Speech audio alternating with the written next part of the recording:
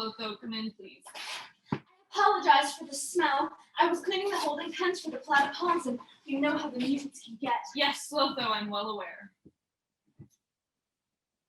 Lotho, when I sent you out last night, did you do exactly as you were told? Of course, Professor.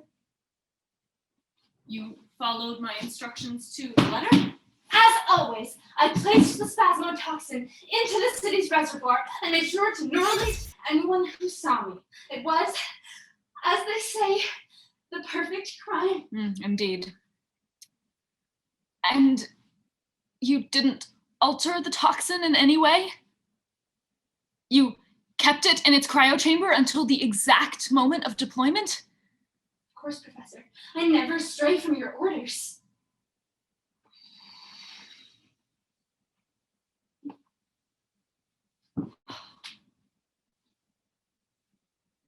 So it was as I feared. I don't follow, sir. Have you read the paper today, Lotho? No, Professor. My eyesight has not fully recovered from the past week and the incident with the pterodox. Was there news of the spasmotoxin? Yes, you might say that. Oh, how splendid! Was the entire city laid low? Did it cause their limbs to seize up? Did it melt their eyeballs? Did it cause painful ulcers in their very souls, as you said it would? No. Lotho, it did none of those things.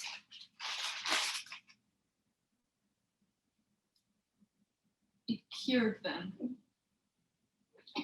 It cured them of what? Of everything, it seems.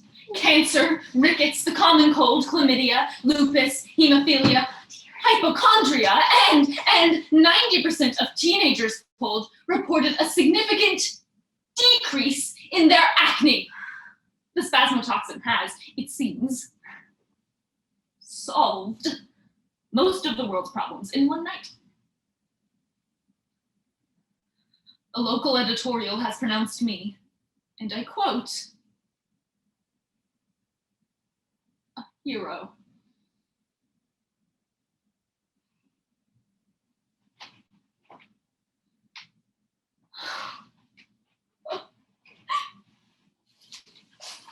Oh, sir. I'm so sorry. Thank you, Lotho, but I'm quite inconsolable. But all the research, all those tests you ran, 100% mortality rate for all the rats. That was the problem. The toxin killed only rats and cockroaches. It has solved the city's infestation problems too. I failed, Lotho.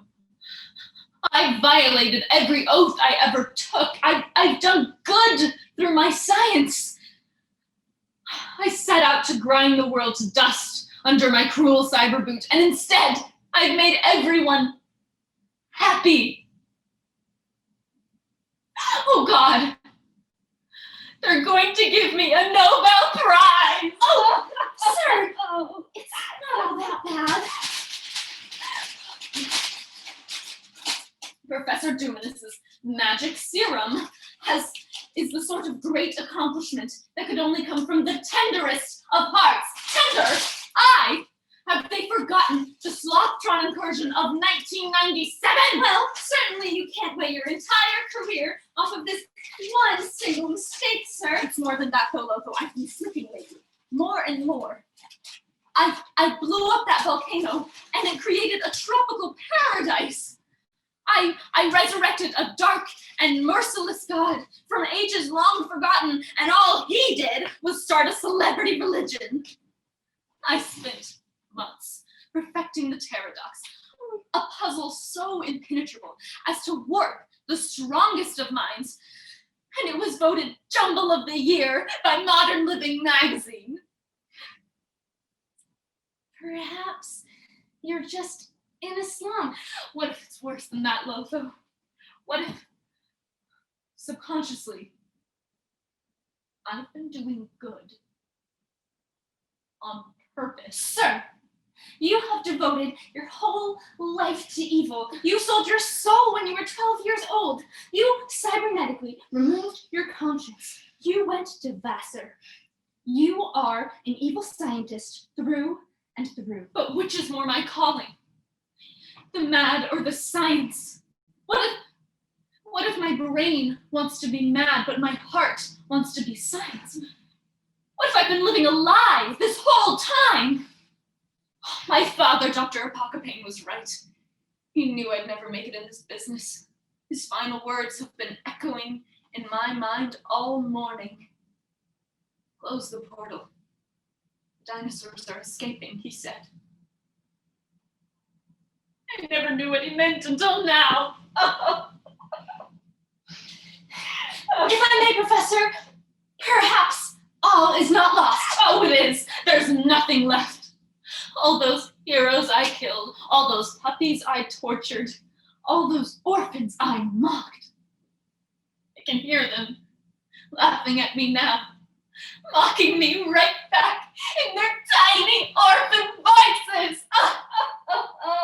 Perhaps, but even if you are hardwired to do good against your will, perhaps you could alter the methodology a bit. You could find a happy medium between good science and evil science. Perhaps you could be a disgruntled scientist.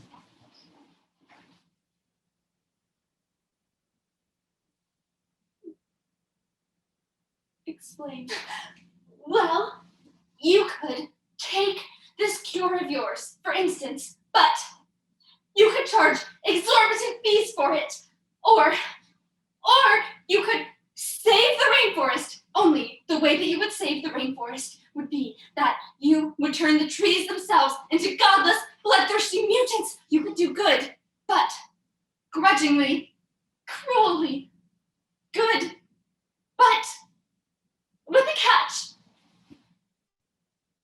With a catch, eh? I suppose it could be sufficiently evil if I were to help the world while making it fear me at the same time. I could save the ozone layer with flesh-eating locusts. That's a good one. Or I could market a highly affordable and energy-efficient debt card. Yes! Or I could scientifically cure homelessness and poverty. But then everyone gets attacked by giant snakes for some reason. That's the spirit. And then when they give me that Nobel Prize, instead of a speech, I'll just punch them in the neck. Yes, a disgruntled scientist. I rather like this look, though. It shows, sir. You're glowing. Of course I am. I have a new lease on life.